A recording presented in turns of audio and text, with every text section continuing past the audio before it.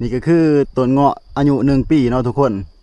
ที่ว่าบ่มีระบบน้ำแล้วก็บ่ได้แล่นระบบน้ำเนาะแต่ยอดฮอดดินเนาะแต่ยอดฮอดดินก็สูงประมาณ1.5 เมตรเนาะ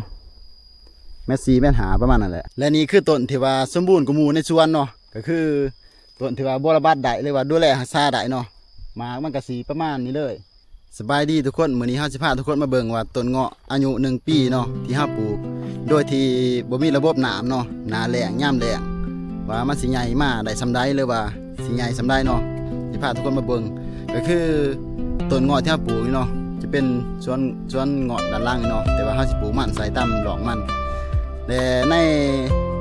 ต้นเงาะที่เฮาปลูกนี่จะบ่มีระบบน้ำยามแล้งเนาะว่ามันสิใหญ่ส่ำใดก็คือส่วนยามแล้งเฮาสิรดน้ำเอาเนาะรดน้ำแล้วก็ใส่รถคนน้ำมาแล้วก็รดเทื่อละต้นเนาะโดยที่บ่ทันมีระบบน้ำหรือว่าบ่ทันได้เดินท่อแล่นระบบน้ำเนาะมาเบิ่งนำกันว่าต้นมันสิใหญ่ส่ำใดนี่ก็คือต้นเงาะอายุ1 ปีเนาะทุกคนที่ว่าบ่มีระบบน้ำแล้วก็บ่ได้แล่นระบบน้ำเนาะก็ใหญ่ก็สิประมาณส่ำนี้เนาะทุกคนฝนเริ่มสิเข้าหน้าฝนเนาะเริ่มสิเข้าหน้าฝนต้นเงาะก็เริ่มซื่นขึ้นมาหน่อยนึงเพราะว่าช่วงฤดูแล้งช่วงยามแล้งเฮาบ่มีระบบน้ำเนาะก็เลยว่าเฮ็ดให้มันใหญ่สาแน่แต่ก็ใหญ่ได้ส่ำนี้ก็รู้สึกว่าโอเคอยู่ทุกคนรู้สึกว่าโอเคแล้วก็รู้สึกเพิ่งพอใจอยู่เนาะก็คือในสวนนี้ครับปลูกเงาะมาได้3 ปีแล้วเนาะ3 ปีสิเข้า4 ปีแต่ว่าเฮาบ่มีระบบน้ำเนาะตอนนี้ยังบ่ทันมีระบบน้ำปลูกไปแต่ว่าเฮาก็รดน้ำโดยการใส่รถรดน้ำใส่แทงมาแล้วก็มาปล่อยรดเทื่อละต้นเนาะแต่ว่ามันก็ใหญ่ได้ส่ำนี้ก็เฮาก็โอเคแล้วก็รู้สึกว่าโอเคใหญ่ดีอยู่เนาะก็คือต้นตัวนี้ทุกคนนี่ก็อายุ1 ปีคือกันใหญ่แล้วก็สูงได้ประมาณส่ำนี้เนาะทุกคนเนาะก็คือช่วงปลูกยามแล้งบ่มีระบบน้ำเลยทุกคนเอาบ่ระบาดบ่ได้เนาะก็คือไปนี่ก็เป็นแมงจีโน่นมันมากินเนาะแมงจีโน่นแมงไหม้มากินเนาะเฮาบ่ได้ฉีดยาหรือว่าบ่ได้พ่นสารอีสังเขียวงามเลยสูงแต่ยอดฮอดดินเนาะแต่ยอดฮอดดินก็สูงประมาณ1.5 เนาะ1.4 1.5 ประมาณนั่นแหละต้นน้อยที่ว่าอายุ1 ปีนี่เป็นต้นที่ว่าเฮาเอามาสามเนาะทุกคนเนาะก็คือเฮาปลูกไปแล้วก่อนหน้านี้เนาะก็คือมันตายหลังจากที่มันตายแล้วเฮามาปลูกใหม่แล้วก็สามใหม่เนาะมันก็สิใหญ่บ่ทันหมู่แต่ว่ามันก็ชุ่มชื้นสวยงามอยู่เนาะทุกคนเนาะส่วนว่าต้นที่ว่ามันใหญ่แล้วเนาะต้นอายุ3 ปีหรือว่า4 ปีก็สิใหญ่กว่านี้เนาะเฮาสิพาทุกคนไปเบิ่งนำกันว่าส่วนเงาะที่ว่าเฮาปลูกโดยที่บ่มีระบบน้ำเนาะมันก็ใหญ่คือกันเนาะแต่ว่าเฮาต้องขยันรดน้ำเนาะช่วงหน้าแล้งขยันรดน้ำเนี่ยก็บ่ระบาดมันหลายแน่เนาะเพราะว่าช่วงต้นเงาะ3 ปีมันก็เริ่มเป็นดอกเนาะเริ่มเป็นดอกแล้วก็เริ่มให้หมากเนาะถ้าว่าเฮาบ่ระบาดได้มันก็สิติดลูกหรือว่าติดหมากเนาะถ้าว่าเฮาบ่ระบาดบ่ได้หมากมันก็สิหล่นดอกมันก็สิหล่นเนาะทุกคนก็คือต้นตัวนี้เนาะต้นตัวนี้ก็อายุได้3 ปีเนาะ3 ปีก็ใหญ่สูงเป็นทรงภูมิสวยงามเนาะแต่ว่าเป็นดอกก็บ่จับเนาะทุกคนเนาะบ่ติดลูกหรือว่าบ่ติดหมากเพราะว่าช่วงหน้าแล้งเฮารดน้ำมันบ่ได้เนาะเฮ็ดให้ดอกมันหล่นแล้วก็บวกกับอากาศร้อนหลายเนาะปีนี้เนาะอากาศร้อนหลายก็เลยว่าเฮ็ดให้ดอกมันหล่นแล้วก็มันบ่เป็นหมากทุกคน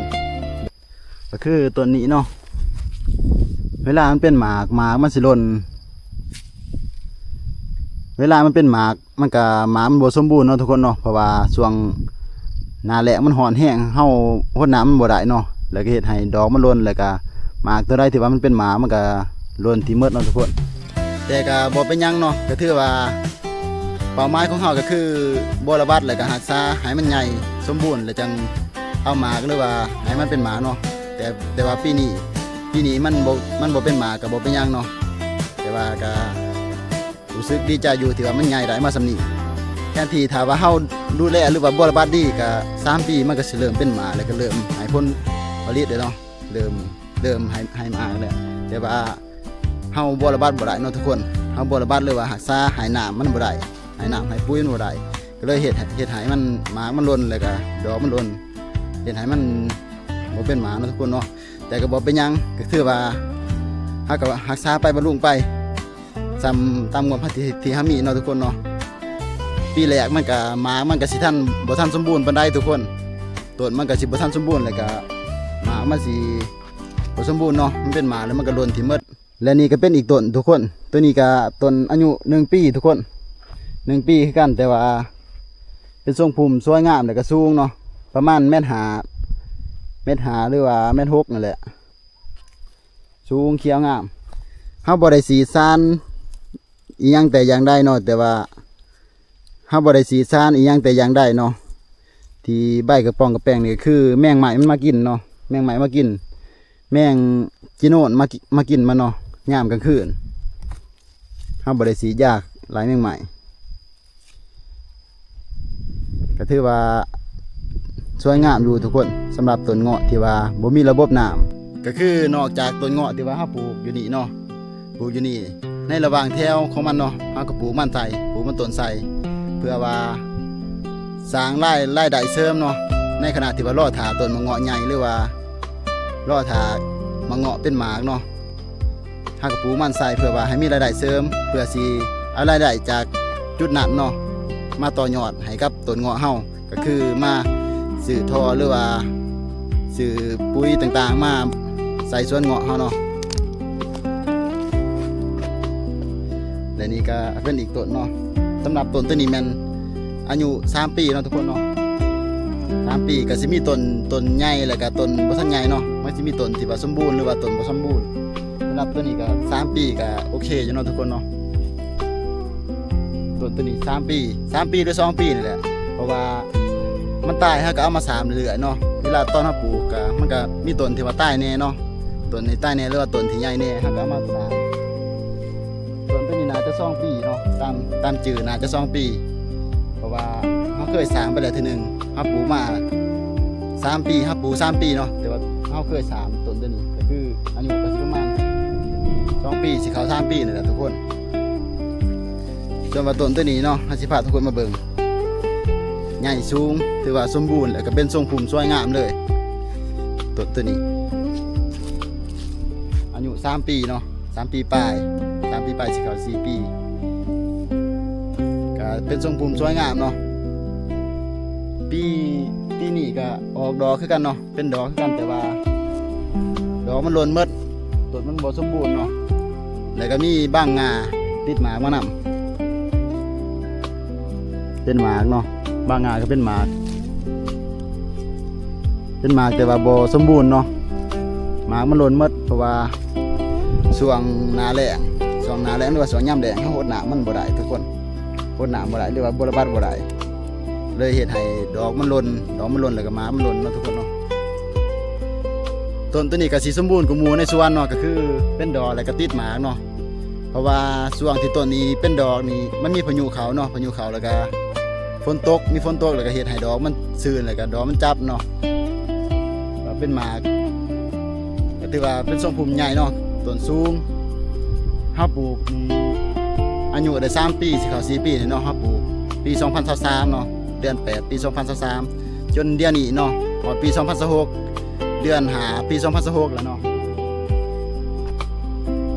ถือว่าต้นตัวนี้ก็เป็นต้นที่ว่าสมบูรณ์เลยก็ใหญ่สูงเลยเนาะทุกคนเนาะแล้วก็เป็นหมากพร้อมเป็นหมากติดหมากพร้อมเนาะทุกคนเนาะแต่ก็มีบางส่วนที่ว่ามันหล่นถิ่มลงไปเนาะหล่นแต่ว่าเฮาก็บ่ได้ซีเรียสหยังลงหลายเพราะว่าการบำบัดรักษาของเฮาก็ยังบ่ทันได้ดีพอเนาะแต่เฮาก็ดีใจที่ว่าเห็นต้นงอกของเฮาเริ่มออกดอกออกหมากแล้วเนาะ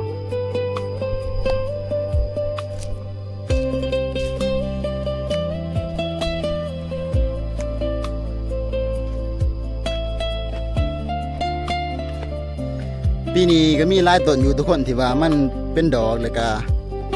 เป็นหมากเนาะแต่ว่ามันก็สิมีบางต้นเท่านั้นเนาะที่ว่าหมากมันจับออกมาแล้วก็ใหญ่เนาะแต่ว่าต้นที่ว่ามันเป็นดอกนี่ปีนี้เกือบว่าเป็นดอกเกือบทุกต้นเลยเนาะ2 ปีเริ่มเป็นดอกแล้วเนาะทุกคนเนาะก็คือมันเป็นดอกเกือบทุกต้น ต้นอายุ2ปีเป็นดอกเกือบทุกต้นเลยแต่ว่าเฮาบ่ระบาดบ่ได้เนาะแล้วก็เฮาอยากให้ต้นมันใหญ่กว่านี้ก่อนเลยจังสิเก็บผลผลิตมันเนาะเพราะว่าต้นมันยังบ่ทันใหญ่เลยก็ต้นมันยังบ่ทันสมบูรณ์แห้งเนาะก็เลยว่าบ่อยากให้มันเป็นดอกแล้วก็บ่ทันอยากให้มันเป็นหมากเนาะก็คือต้นนี้ต้นตัวนี้ก็3ปี4ปีคือกันทุกคนสิเขา4ปีเนาะนี่ก็เป็นหมากจ้าหมากพัวหนึงต้นละพัว2พัวเนาะปีแรกบ่ทันหลายปานใดก็ถือว่าโอเคอยู่เนาะทุกคนเนาะ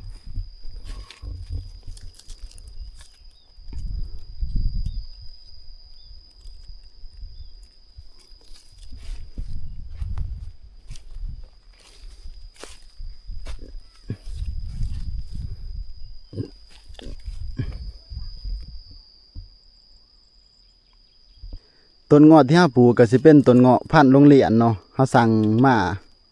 นำแม่ค้าเนาะนำหารขายเบี้ยไม้เนาะก็เป็นเงาะโรงเรียนแต่เฮาก็บ่ฮู้ว่ามันใหญ่มาสิเป็นเงาะโรงเรียนบ่หรือว่าสิเป็นเงาะพันธุ์หยังก็บ่ฮู้เนาะถ้าว่าแม่ค้าว่าพันธุ์โรงเรียนเฮาก็คือสิเป็นพันธุ์โรงเรียนเนาะแต่ก็บ่ฮู้ว่าที่แม่ค้าจัดส่งให้เป็นพันธุ์โรงเรียนแท้บ่หรือว่าเป็นพันธุ์แนวอื่นแต่ว่าตามที่เฮาสังเกตเบิ่งใบแล้วก็เบิ่งคนของน้ำของเงาะเนาะก็มีความคล้ายๆโรงเรียนหรือว่าจะเป็นเงาะโรงเรียนเลยก็ว่าได้เนาะทุกคนเนาะเพราะว่าเฮากับบ่ทันเสียสารเรื่องการคัดแยกแนวพันธุ์ของเงาะเนาะแต่ละชนิดเงาะก็สิมีหลายพันธุ์เนาะก็คือพันธุ์โรงเรียนพันธุ์จันทบุรีแล้วก็พันธุ์อื่นๆหลายอย่างเนาะแต่ว่าเฮาก็บ่ได้เสียสารถึงปานนั้นเนาะถึงขั้นว่าแนมเบิ่งแล้วก็ฮู้โลดเนาะเฮาก็ถามพ่อค้าแม่ค้าหรือว่าถามคนที่ว่าเคยปลูกก่อนเนาะปลูกพันธุ์หยังที่ว่าเขานิยมปลูกเนาะก็คือเงาะพันธุ์โรงเรียนเขานิยมปลูกหลายเขาก็เลยสร้างมาปลูกเนาะนอกจากต้นเงาะเขาก็ยังมีต้นกล้วยเนาะก็คือต้นกล้วยด้านล่างนี่เขาปลูกไว้ต้นกล้วยนี่เขาปลูกไว้ก่อนต้นเงาะมาหลายปีเลยเนาะก็คืออมิตรหันเอาสิปลูกเขาปลูกต้นกล้วยก่อนเนาะปลูกต้นกล้วยเป็นแถวเป็นหลอกไปเลยกันปลูกมาต้นเนาะและหลังจากปลูกกล้วยหลายปีแล้วก็มันต้นหลายปีเนาะเขาก็เริ่มศึกษาอยากเอาต้นไม้มาลงก็คือเขาก็ได้ตัดสินใจว่าเอาต้นเงาะมาปลูกเนาะเอาต้นเงาะมาลงใส่ก็เลยว่าได้เอาต้นเงาะมาลงใส่ผ่านไประยะ2-3 ปีเนาะ2-3 ปี3 ปีก็รู้สึกว่าต้นเงาะเฮาใหญ่เลยก็เริ่มออกดอกก็เริ่มรู้สึกว่าเริ่มดีขึ้นเทอละกาวเนาะแล้วก็เริ่มเห็นการเปลี่ยนแปลงแล้วก็เห็นต้นเงาะของเฮาใหญ่เติบโตขึ้นเนาะ